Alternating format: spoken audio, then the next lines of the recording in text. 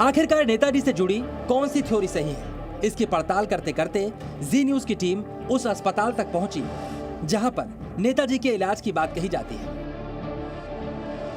जी news की team सनशांग airport से military hospital पहुंची है और इस हॉस्पिटल की दूरी सनशांग डोमेस्टिक एयरपोर्ट से मात्र 1.5 किलोमीटर पर है।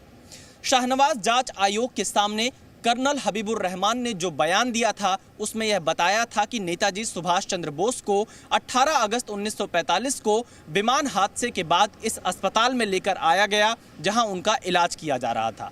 कर्नल हबीबुर रहमान ने बताया कि 6 घंटे तक नेताजी सुभाष चंद्र बोस को होश आता रहा, वो बेहोश होते रहे और जब उन्हें होश आया तो उन्होंने कहा कि भारत में लोगों को बता देना कि आखिरी दम तक मैंने आज़ादी की लड़ाई लड़ी है।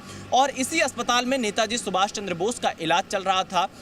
कर्नल हबीबुर रहमान के मुताबिक इस अस्पताल में इलाज के दौरान नेताजी सुभाष चंद्र बोस का निधन हो गया और इसके बाद कर्नल हबीबुर रहमान ने अपने बयान को शाहनवाज जांच आयोग के सामने रखा, लेकिन बहुत से लोग अभी भी इस दावे पर यकीन नहीं कर पाते।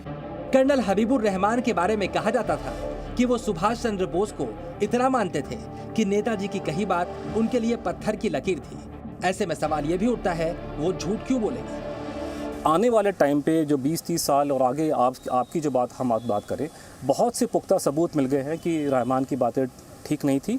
वहाँ पे एक जापानी सोल्जर जो था जिसका नाम था इचोरो ओकोरा, उसकी डेड बॉडी को नेताजी की बॉडी बना के चलाया गया और रहमान का उसमें हाथ था।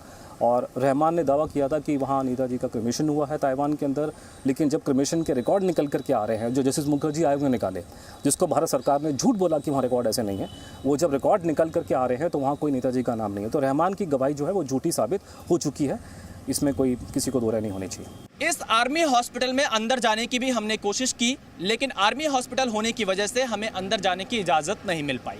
हमें जानना चाहते थे कि आखिरकार क्या यहाँ पर अस्पताल के पास कोई रिकॉर्ड है उस दिन का, 18 अगस्त, 19 अगस्त या 20 अगस्त 1945 का, जब नेताजी सुभाष चंद्र बोस को इस अस्पताल में इलाज के लिए लेकर आया गया था। लेकिन आर्मी हॉस्पिटल होने की वजह से अंदर जाने की इजाज़त नहीं मिल पाई। लेकिन शाहनवाज आयोग के सामने जो कुछ बयान हबीबुर रहमान ने दिया था, उनके मुताबिक नेताजी का इलाज इसी अस्पताल में चला था जब ताइपे में प्लेन क्रैश हुआ था उसके बाद।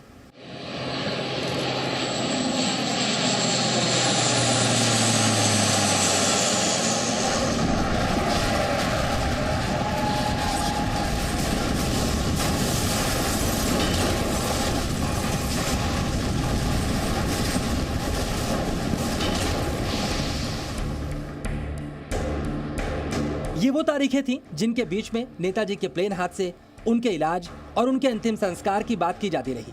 वैसे नेताजी की मौत की जांच करने वाले आयोगों की रिपोर्ट्स में अस्पताल के रिकॉर्ड का भी जिक्र है। हम आपको नेताजी सुभाष चंद्र बोस की मृत्यु की जांच करने वाले कमीशन और उनकी रिपोर्ट्स के बारे में विस्तार से बताएंगे, लेकिन पहले ताइवान में मौजूद उन जगहों पर चलते हैं जिनका संबंध नेताजी की मृत्यु की थ्योरी से है। ताइपे के उस आर्मी हॉस्पिटल से जहां पर नेताजी सुभाष चंद्र बोस का इलाज चल रहा था, वहां से ताइपे का यह क्रीमेटोरियम ग्राउंड लगभग 3.2 किलोमीटर की दूरी पर है। शाहनवाज जांच आयोग के सामने दिए बयान में कर्नल हबीबुर रहमान ने बताया था कि नेताजी सुभाष चंद्र बोस का अंतिम संस्कार ताइपे के इसी क्रीमेटोरियम ग्राउंड में किया गया था। बताया जाता है यहाँ से नेताजी की अस्थियों को जापान की राजधानी टोक्यो ले जाया गया। नेताजी जापान की मदद से ही देश को आजाद करवाने की कोशिश कर रहे थे और ताइवान भी उस वक्त जापान के अधीन था।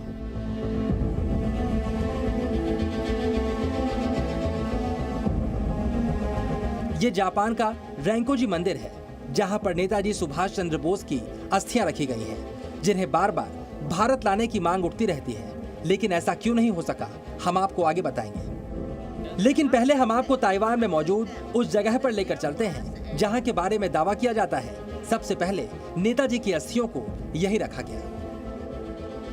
ताइपे का यह निशी होरांगजी श्राइन है जहां पर नेताजी की अस्थियां कुछ समय के लिए रखी गई थी।